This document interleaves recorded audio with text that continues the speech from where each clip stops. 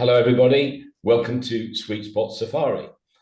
Today is our ninth podcast, and today we'll be covering the subject of the differences and also the similarities between heterogeneity and homogeneity. And we'll go into more detail on that in a minute. So this is Ben and John. I'd now like to hand over to Kelly Drewery, who's a business psychologist. She is our expert explorer for the day. And maybe, Kelly, you could explain a bit about yourself and also a bit of why you thought about this topic. Yeah, hi everybody. Thanks for inviting me on, Ben and John. Really fascinating series that you've been doing so far. Yes, I'm Kelly Drewery. I'm a business psychologist. So I cover all sorts of things around organisation development and really fascinated by all sorts of different organisation behaviours. So I work with organisations on building good work, good relationships. So I get involved in different sort of areas such as inclusion, employee engagement, and organizational change. Homogeneity, and heterogeny. How do we pronounce that even? Just really fascinating looking at the different kinds of cultures that different organizations develop over time and how people being encouraged to be more similar to each other or quite different to each other really affects the behavior of people in the organization, people's sense of belonging, and people's sense of productivity. So just really fascinating as to how cultures really affect people's behavior in organizations and how we can get a grip of that. So thanks for inviting me on to talk about this subject with you both. I know we've all got views on this as an area. So great, Kelly. Thanks very much. As always, these topics are heavily nuanced and will come with different perspectives. And we'll also see if we can find some sweet spots when we get near to the end of the podcast. So thank you. What I'm going to do is hand it over to Ben to kick us off with a question, just to get the whole flow going. Yeah, well, I think thanks for the introduction, Kelly, and it's really nice to have you on here. I'm excited to talk about this subject. But actually, for people perhaps who don't know these words, and these perhaps aren't used in everybody's day-to-day language, are there some different ways that you might describe homogeneity versus heterogeneity? Are there kind of different, maybe kind of describe some kind of features and some different ways of contrasting them? Because I think they, just to try and help people, understand what the differences are. Yeah, cool. Yeah, good question, Ben. Good starter for us. For me, we're all different, aren't we? So what even is a homogenous culture? We've all got different personalities, different life experiences. We bring all these different things to an organization. All our experiences that we've had before we even arrive affects how we work. So I think it's useful to think of homogenous and heterogeneous cultures in terms of Thomas Kuhn. He's a philosopher and talked a lot about paradigms and sort of paradigm shifts. And in some ways, a homogenous culture is kind of when we're sitting in a paradigm. There's agreement around what's normal, what our social norms are, how we agree on kind of different scientific, facts. At certain times we'll agree on certain certainties that we have, and we function in a certain predictable way within that kind of paradigm. And then you get a paradigm shift. So King talks about, there's certain points that cause a paradigm shift, and we start to spot differences. We start to see uncertainty. We start to question what we see as absolute truths. And that causes a change of scientific thinking. And I think it's a really, in that space, people are challenging the status quo. And then gradually we start to see whatever that scientific basis is different. We question things and the facts change over time. I think it's quite a good analogy to the homogenous and heterogeneous cultures, because there's certain times when we've got absolute agreements and people, agree on certain areas. And then the heterogeneous culture feels a bit more like when you've got that paradigm shift where there's different views coming into play, so that there's energy to make the change. So that's how I kind of sort of think about these two different cultures. So we're challenging, and we're looking outwards, and we're looking at different ideas, different perspectives to make new kind of meaning in how we're approaching whatever business issue it is that we're approaching. Yeah, and I think that's a really, really helpful description for our listeners, and just makes me think about maybe like the contrast between, you know, when everybody thinks the same and there's a general consensus, it gives a sense of security and control and stability, that actually we're all on the same page. Yeah. But in reality, everything's changing all of the time, and I guess the issue with having different ideas brought into the workplace or society that actually challenge convention, challenge the status quo, that inherently creates instability, doesn't it? And so you can understand from a human psychology point of view, actually it's nice to kind of cling on to familiar ideas about how business works, how the world works. So there's a kind of contrast there, and yeah, I don't know if you can speak to some of the human psychology aspects between the challenges between these two different paradigms. Yeah, I mean, in some ways, when we're in a culture that supports our view, we're like people like ourselves, don't we? Isn't life a lot easier when we're all agreeing on our next steps forward? So when you've got that homogeneous culture, things can be more productive. People can get to a conclusion quicker, the meeting's faster, we think more productively, in terms of how we're functioning together. We can trust each other to do what's predictable.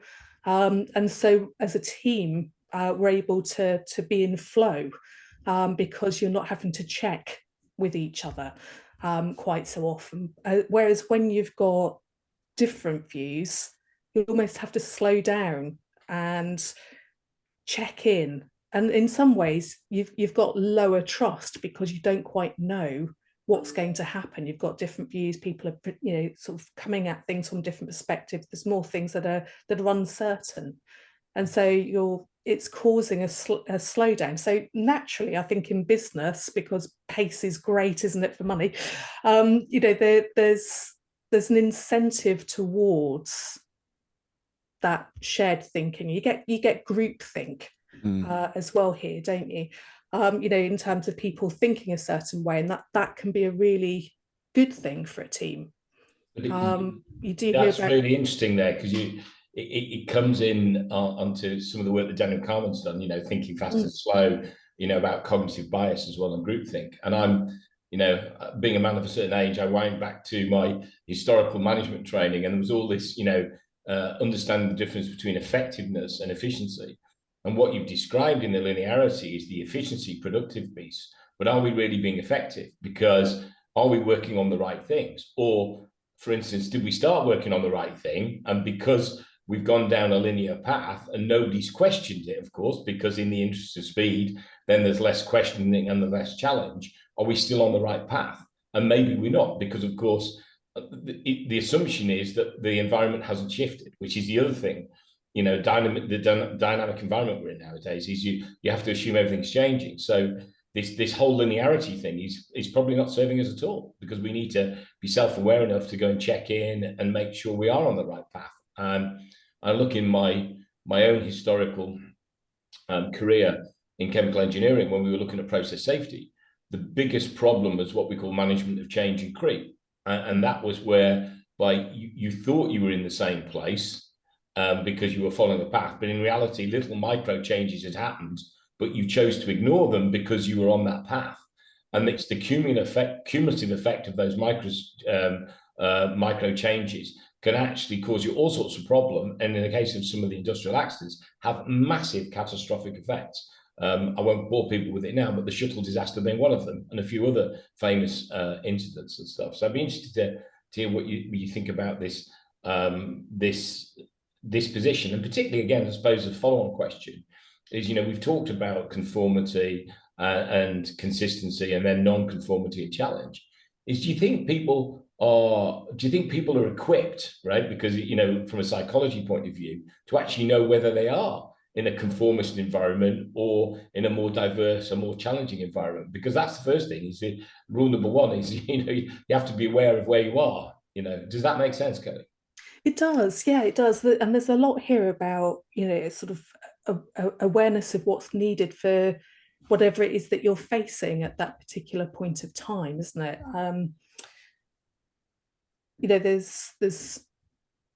There are things like health and safety that you need certainty about in an organization.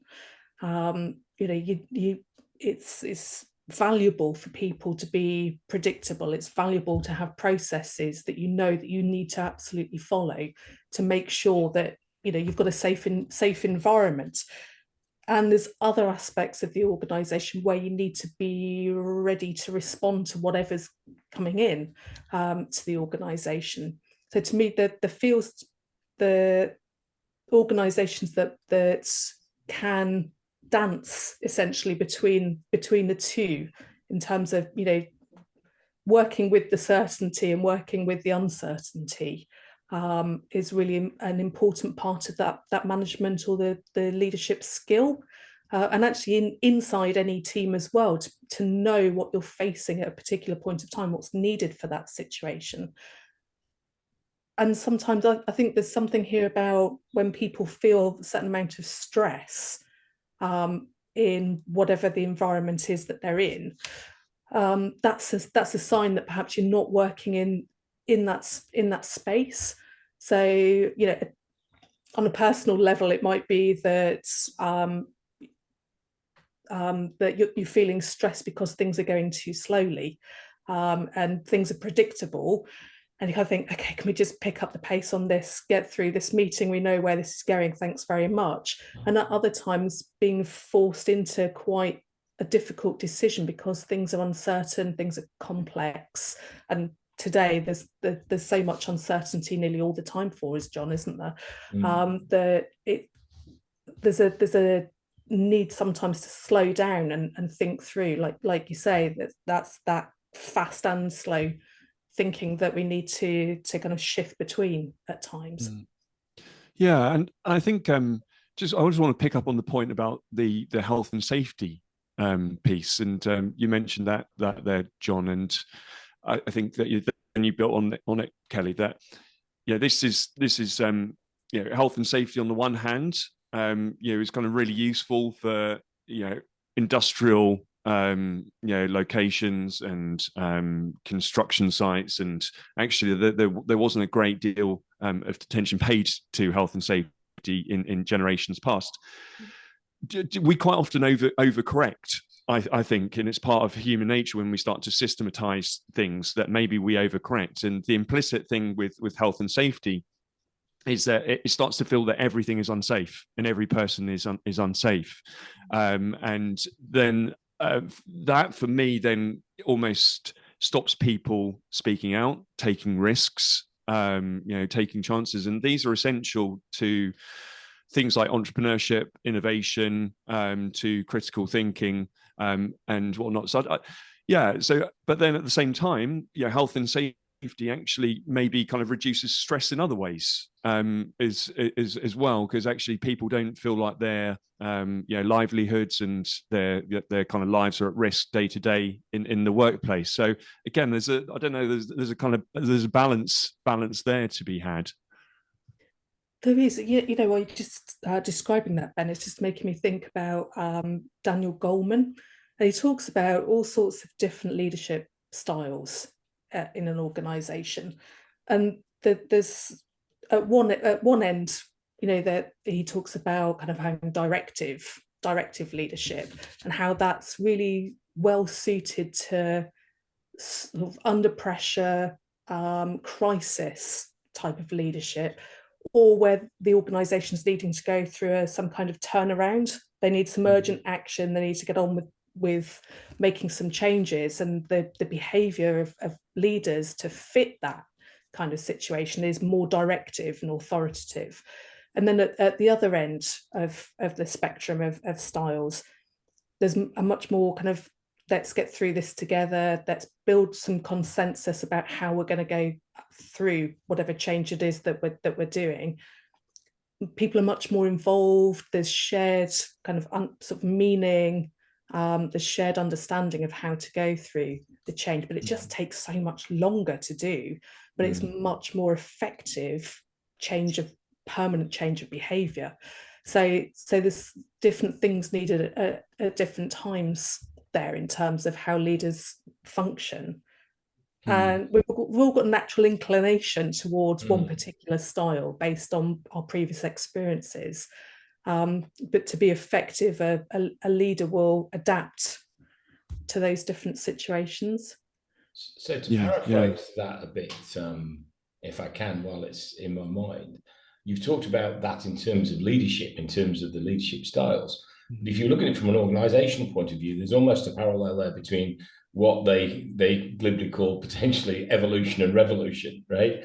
You know, evolution is the continuous improvement element, whereas revolution is more the radical steps. So it's leaders can trigger that, right, with their own personalities and their own capabilities, but you've also got organizations got to do that. And I look back at again, just thinking back to my work in the consulting space, where we do a lot of productivity, lean type consulting work, is that because, of course, that's what clients demand, is that there's two ways. There's the step change improvements, and there's also the continuous improvement, and both of them have value. So the trigger is to know when you need both. And it was interesting, I was chatting to somebody last week in a similar context, and actually they're in the continuous improvement mode, which is great, but actually some of the senior leaders are beginning to challenge and say, we actually need to be a bit more radical, actually, because we're not going fast enough. But now it's interesting there because of the potential dichotomy. There's the linear approach, which is the continuous improvement approach, but it's actually not serving them. So actually the more radical approach could be better in that case. So it's interesting. I just wonder what your thoughts or reflections were on that. Yeah, and what comes up for me while you're talking there, John, is that there's something about pace. And I know we've mentioned this already in this conversation, about the speed that you're going at. There's also something about the relationships and maintaining the relationships. And what the need is in the organisation at that particular time. Yeah, that's true, isn't it? Because of course that's down to, again, two things, isn't it? It's the environment, the situation, but also people's individual requirements as well. Because again, and this is where if you can come back on this, Kelly, it would be great, because you're a business psychologist by training, but obviously within that, there's a whole load of individual psychology. It's not just about the whole, it's about the individuals, people's perceptions, people's personalities, for instance, the way, the way they approach work, the way they think, and that relationships. And that's like sometimes there can be a stress within teams, we've all experienced that. And there can be a stress for people within the organization, or even with teams in the organization. And I know, we're in the team coaching space. We have to look at it they say it's multimodal, don't we, with different lenses. Right? So it'd be interesting to get your perspective on that. And then Ben, maybe again with your education thought and background as well, where you can come in on that as well in terms of the education sector too. Yeah, just in terms of individuals and their contribution, do you mean, John? Well, that's it. And also the stresses as well, because there's their contributions, there's stresses potentially between them, there's stresses between the organization, right, because of potential value clashes or the way of work, for instance, which I know, again, Ben, that's something that's of great interest to you, is not just the way people think, but also the way people work and the environment that they work in.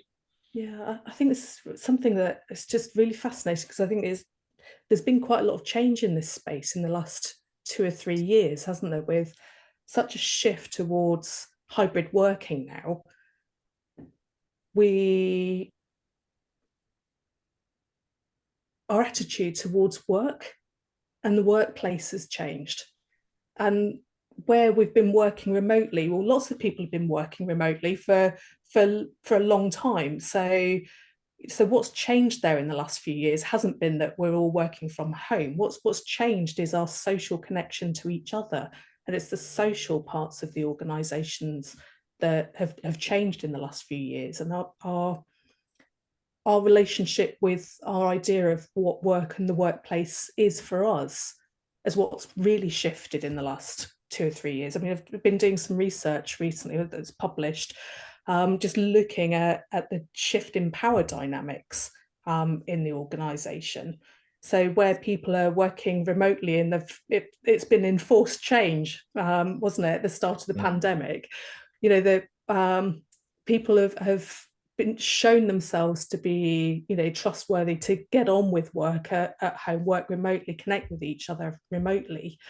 And so are coming back into a workplace now that we're able to come back in a hybrid sort of space, still expecting that same level of say over their work. They expect to have more of a voice.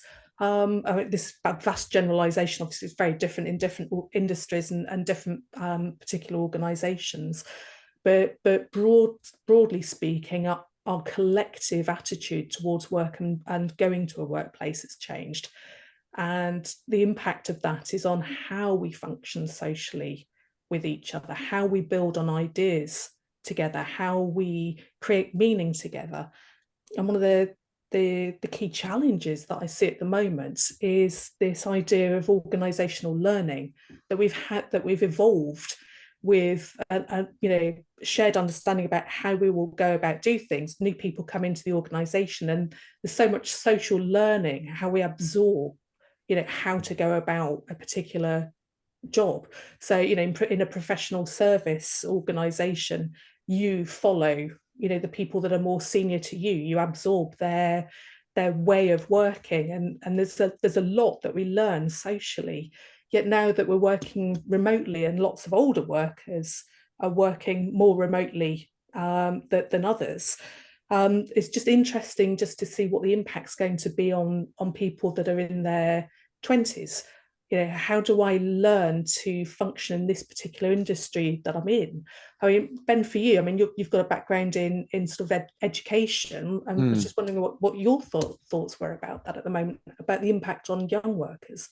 Yeah, well, I think in general, before I think about education, I think this is a really interesting piece, and I don't know what your experience and other people's experiences has been, but if we think about this pattern of heterogeneity and homogeneity, it almost seems is that the more time we spend on this screen in front of us, the more time that we live through these blocks of time in our calendar. I think because we are condensing our kind of complex experiences in person through kind of abstract machines and technology, it's almost kind of forcing us to be more predictable, more kind of linear, and more efficient and productive.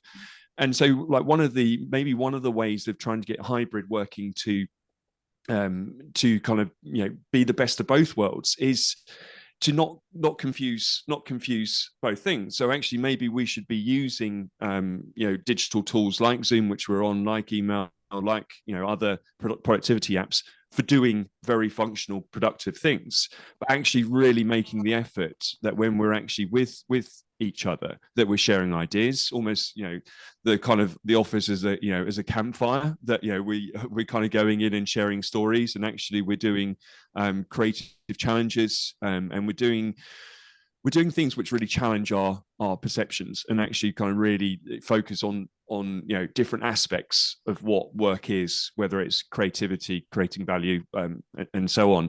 And I think that at the moment we've kind of just got this almost kind of like jumble of, we do basically similar things in different spaces, and So yeah, before talk about education, I think that's just quite an important thing that we need to try and separate out. What are we kind of doing in different environments? Yeah. I mean, it's how what it is that we're actually doing when we come together in the office is changing, isn't it? In terms of, do we come in to have meetings that you kind of think, oh, actually, we could just have this online. So what are we actually doing when we're coming into the office? Is that social connection time, isn't it? It's that old water cooler moment that's been lost. I agree with you, Ben. That we're in this boxed space, aren't we, where there's a certain expectation of us when we're connecting in online, and we don't have the chat going into the room or leaving the room or bumping into people. I think that's the key thing that we lost actually during the pandemic, was that connection with the wider acquaintance network that you don't formally have meetings with, but you've lost those conversations, you've lost the stories that you might be sharing, that helps that bonding and that feeling of belonging together. I agree with you. I think that there's something that quite dehumanizing in some ways in this space. And then I think we're starting to learn to adapt to it as well. We are social animals, and somehow we're connecting with new people that we might not have connected with previously using this technology. So we're finding our ways round it in our own beautiful human fashion, aren't we? But there is something there about going into the organisation, what we're doing, what's the purpose of our time when we're there. It's not scurrying off to our old desk and carrying on as we did 3 years ago. But at the same time, there's that pressure to be productive because we've become so much more productive remotely. I think we're still struggling at this particular point, trying to keep that productivity, yet reconnect socially and find new ways to connect when we're actually together. And I think a lot of people have felt quite a lot of stress over the last 12 months, trying to find that balance between maintaining that productivity and going back to normal, whatever normal was for us. We haven't quite adapted to the new. What you're saying, and what I can hear you saying, is that we need to function in a very different way when we're going into the office. For you, just going back to that bit about the education and young people, what's your view about how they're coming into the workplace? What are you noticing, Ben? Well, I think I see as a lot of our challenges everywhere we look in society, I see them as a product of our education system. So I think I see we're all conditioned to think and behave in certain ways, and we all know how formative childhood experiences are, and so we're sending young people still off to what I see as factory schools, that we're mass producing citizens to still behave like cogs in a machine. It hasn't really changed a great deal in several generations. And so I don't know how best to kind of think about it, but going back again to this polarity or pattern, that we all learn it, with like-minded people. We're in similar age groups at similar capabilities, so we're all basically learning together with like-minded people, rather than different age groups, which historically was older kids teaching younger kids, and different levels all interacting with each other. So when you come into the workplace, you have an experience of people who think, learn, behave, communicate differently. And so you kind of, first of all, as everybody, young people come into the workplace expecting everybody to be very similar to them, and then you've got the added pressure of stress and performance and other factors, which makes it quite difficult. But I think of school for me is more around obedience, rather than, it's more around kind of answers and not kind of questions. It's more around what to think rather than how to think, and so I think these kind of things feed into this I don't know, this maybe, management bias towards kind of sameness and homogeneity. But it's complicated. But they're kind of a few thoughts about what I see. I don't know about your kind of personal experiences and what you're seeing with young people. Be interested to know that. Ben, can I challenge you there? Sorry, I can't resist, I'm afraid. Yeah. It's interesting what you're saying about this, and it's only because it's in my head, is this sameness, about the fact that we're all in these groups, in organizations, which I understand. I'm just wondering, is whether actually this hybrid working environment is actually challenging that. Because if I look through COVID and thinking about the hybrid work, whereas before teams would have stayed within their own layer or potentially their own demographic, top-down organizations, instructions. I'm just wondering now, that almost the hybrid environment is forcing a level of creativity because it's putting people together. Because what I see now on Zoom is actually, and whatever platform it is, people of different generations. So we've got this whole issue of, we talked about intergenerational diversity, over the years. And I remember interviewing a VP of Unilever a number of years ago back in the Netherlands. And I said to him, which was a standard question, by the way, in a different context, what keeps him awake at night? And this was back in 2014. He said, well, intergenerational diversity. So I'm just wondering, and this is a question to both of you, is this hybrid, because I know you've done some research on it, Kelly, as well, is this actual hybrid environment is actually forcing us to be a bit more diverse than we were before, and also pushing people like the older generations, dare I say it, like me, out of their comfort zone digitally, for instance. Does that make sense? It does, yeah, it absolutely makes sense. I think it is forcing us to be creative, forcing us into new spaces that we might not have been comfortable in a couple of 3 years ago. Yet we've found a way to connect remotely. We've found a way around whatever the technology is to enable us a lot more. It does make a lot of sense. I think what comes up for me really then is, what are we doing to help maintain the organizational learning that we have? Because being remote, we're losing the stories, we're losing what older generations might naturally be teaching younger generations, and what younger generations might be bringing in and saying, hey, this is quite different. How about this? We're losing those conversations to some extent when we're working remotely, and the impact on the organization is that organizational learning, the mistakes that we've made before, the stories that we have about what makes us uniquely us as an organization. These are the things that we emotionally connect to. They're the things that make sense. They're the reasons that we join a particular organization, because we feel connected to it. If we don't have those stories, or we lose them in some way, then it starts making you wonder, well, how is a young person going to connect to this organization? I go into the workplace, it's like tumbleweed. There's not many people there except on a Wednesday. But if I turn up at the office on a Friday, forget it. I'm unlocking the door and I'm locking it again at the end of the day. There's nobody in. So how are they learning all of the non-educational stuff, the how to talk to the CEO, how to deal with that customer, how to resolve conflict with a colleague in the team? If we spend so much time remotely, we're not learning how to disagree productively with each other, because we're not observing the team functioning together. And there's so much in our language and our shared space that's lost in an online meeting.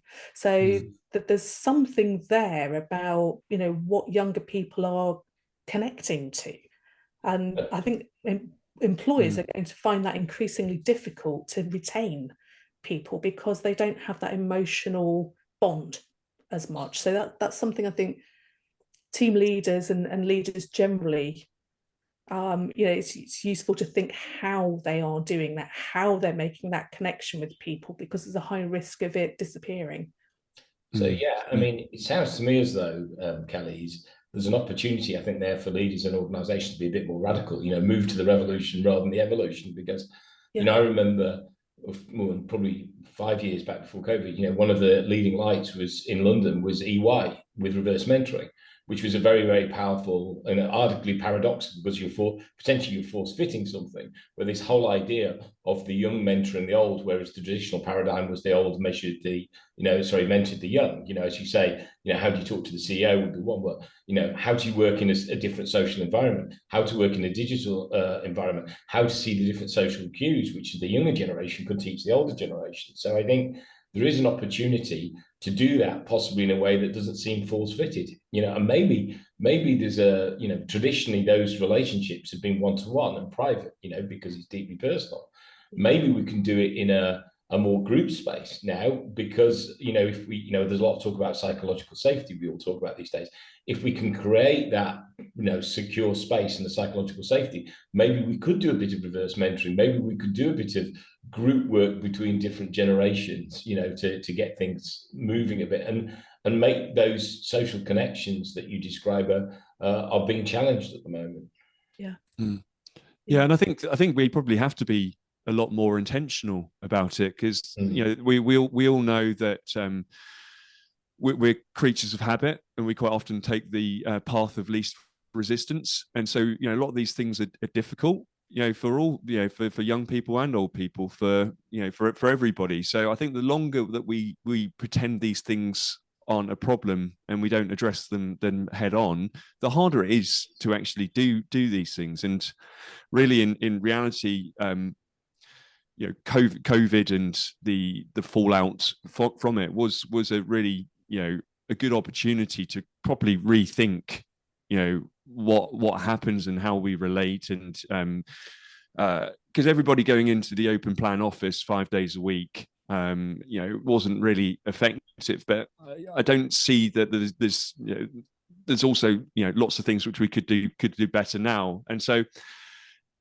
I think just really this intention bit, and having a kind of real purpose, I think is really important. But I also just wanted to touch on your thoughts about the digital sphere. We've talked about how we interact through these kind of boxes on boxes, and algorithms are incredibly powerful. Algorithms are everywhere, and these algorithms can beat the world's best chess players, and they're constantly being directed on us, and particularly young people who only know the digital environment. And I think these algorithms want us to be predictable. They want us to, operate in our own echo chambers and, interact with other people that have, similar biases and, outlooks in the world. And this is a really powerful force. And so I'm just interested in your views really on how this social media landscape, and increasingly AI and all the associated technologies, are shaping differentiation and sameness, and just any kind of experiences you have and any insights into this would be great. Social media algorithms are definitely creating those echo chambers, aren't they? Often we're spending more and more time, and that's the way the algorithms work, reinforcing the beliefs that we might have just one point that we might sort of think, okay, yeah, maybe I think that, maybe I'll explore that. And then say just on YouTube or TikTok or something, you get lots of repeated reinforcing similar messages. So we're all faced with that, whether you're 5 or 95, we're all getting exposed to that kind of algorithm.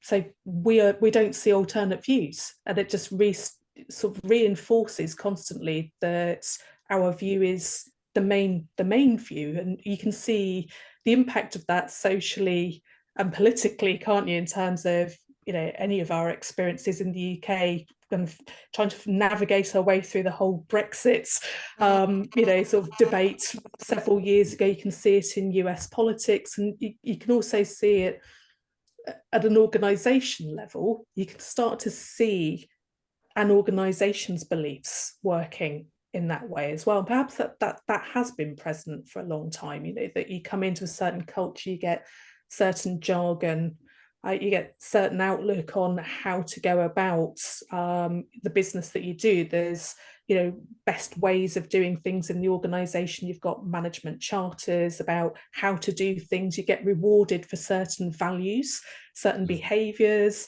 certain ways of doing things, winning certain kinds of clients. There's lots of things that you can see when you really look at an organization that actually in some ways is a bit like that social media algorithm. It's constantly reinforcing that echo chamber.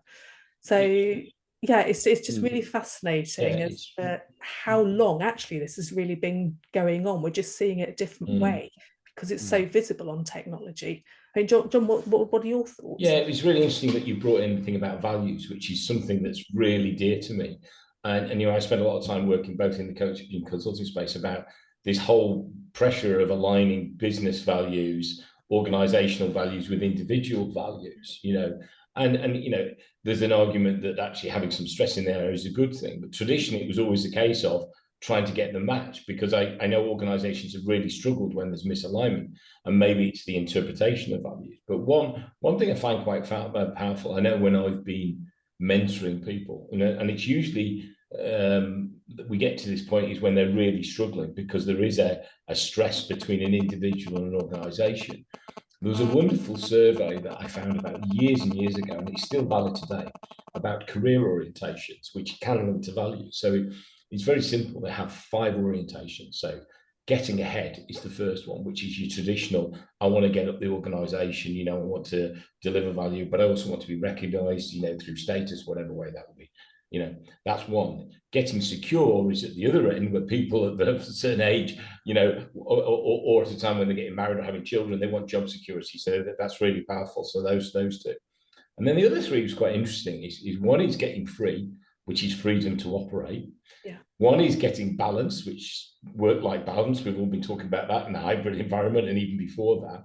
And the other one is getting challenged, where you like to live on the edge, and I've seen people who like that, they like to be edgy. So it's quite interesting. Those last 3, getting free, getting challenged, and to a certain extent balance. So, 2 of those fit into the sort of arguably the heterogeneous organization. And then the third one, getting balanced, is more the homogeneous organization potentially. But you see what I'm saying is that it's really interesting to me to see how this play out of what the organization needs, right? And balancing that with the needs of the individuals, if that makes sense. Yeah, it does. I think an organization that's effective at this has that awareness that you need both of those, sort of homogeneous and heterogeneous aspects at the same time, so that you've got different people coming in and contributing. So it's to me, there's not a sweet spot. Let's talk about this kind of sweet spot. It's the ability to shift between these 2 different spaces and it's almost a case that it's and not or at any one point of time. You are both things all of the time, and an effective organization shifts between those 2, and it's about awareness about what's needed at any point of time. So I think that's it. Strikes me, John, when talking just about the individuals, we are all different, even in that homogeneous space.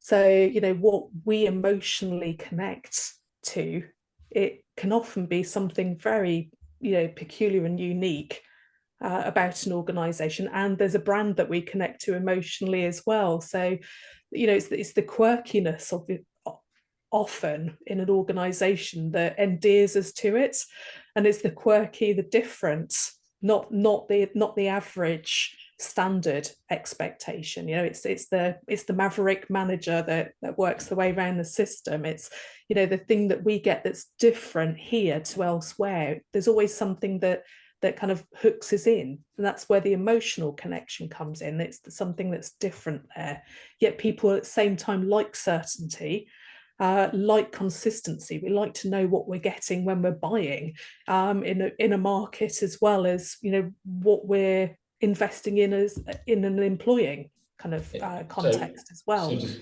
summarize then briefly what you're saying is that if there was such a thing to be a sweet spot, which is an interesting question here, it's and rather than or. And what we're talking about here is an organization that can flex continually. You know, some people would argue about an agile organization. Now, in order to be agile, of course, it has to be, an organization has to be self-aware. And I think what's really fascinating, to your point about individual values and organizational values, is you've got to have organizational self-awareness or collective self-awareness, you know, as a subset of that as well, and individual self-awareness. And how you achieve that, that's the really interesting thing. And that's where, you know, people as, you know, educators and coaches and influencers and stuff have got a huge value. But I know, Ben, you wanted to come in as well.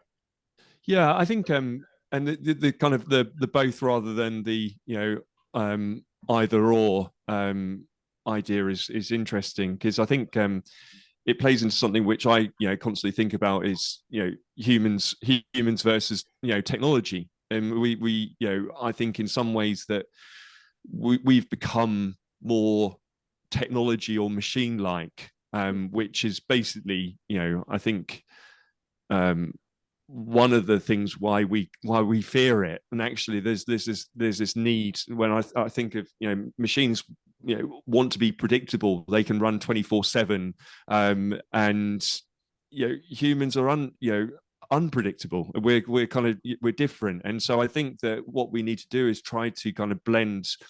We're at this point where we can blend the best of both. You know, there's not going to be a future where it's only machines, and it's not going to be a future where it's only humans.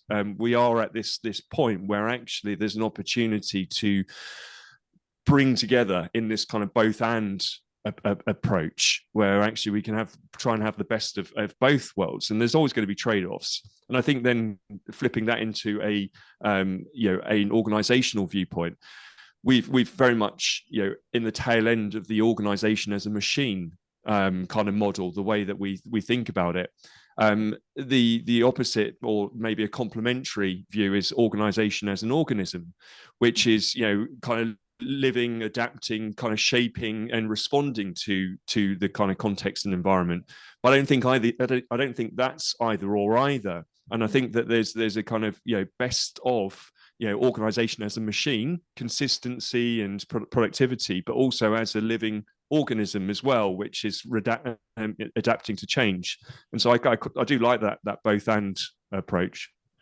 So it feels as though that we're getting to a potential position around a possible sweet spot. And remember, we always say we don't necessarily going to find some sweet spots. So it would be useful, before we close, Kelly, just, you know, based on what Ben has said and a few of the other comments as well, and your own thinking and learning and understanding, what are your final reflections on this? Oh, so I think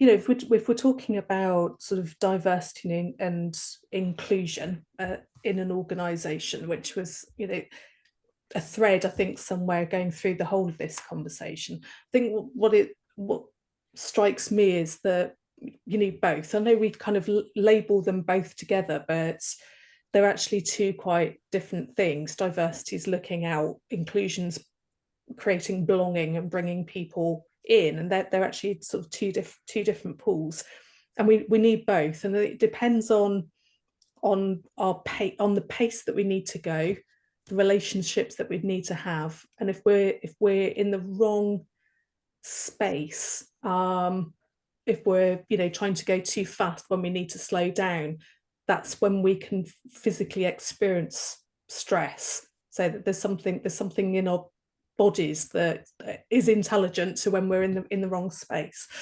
So I think that there's one thread there that really comes out here for me, and a second, just in terms of the capability in the organization to be agile, to respond. You know, that's something that we can grow and that we can build on. So, you know, knowledge is out there everywhere, even on YouTube, isn't it? We can go and find all sorts of different facts. But as us working together and connecting together on that human social connection, is part of that future with AI. That both the future's human and the future is AI. What does that really actually mean for us? It is about that finding meaning together, asking. There's a real growth in team coaching, for example, at the moment. Why that's effective is because people are talking more about more meaningful things. And this is the human connection that runs alongside the AI. So rather than teaching people how to do things, that's really important, but really asking and bringing in different views, different beliefs, and making sense of things together, that's part of functioning in this hybrid space for me. So I think those two key threads for me. How about for both of you? I think that's just a great place to, personally, I've got nothing to add on to that. I think that's a great place to finish there, Kelly, because you've just rounded that out. Again, the human element to it, the technology element, which Ben had alluded to earlier on, but also the point about finding balance as well, which is really important, and meaning in the discussion. So I think we've sort of possibly touched on maybe a potential sweet spot, but at the end of the day, that's not the aim. The aim here is to look at it from different perspectives and nuances and share our thinking. So just before we round out then, Ben, any other further thoughts from your perspective? No, not at all. Apart from I've really enjoyed this conversation, and these are words which I don't come across in everyday conversation. So it's nice to explore them through a different lens, and we hear about diversity and inclusion, words which are familiar to a lot of organizations, but it's just been really interesting to see that actually there's a much deeper level to these words, and how we kind of realize their benefits and actually make them work in real world context. So it's we could go on much longer, but hopefully for everybody it's a real nice exploration into this polarity. Okay, great, thank you. First of all, thank you, Ben. Thank you, Kelly, for this wonderful dialogue that we've had today, this conversation, this podcast.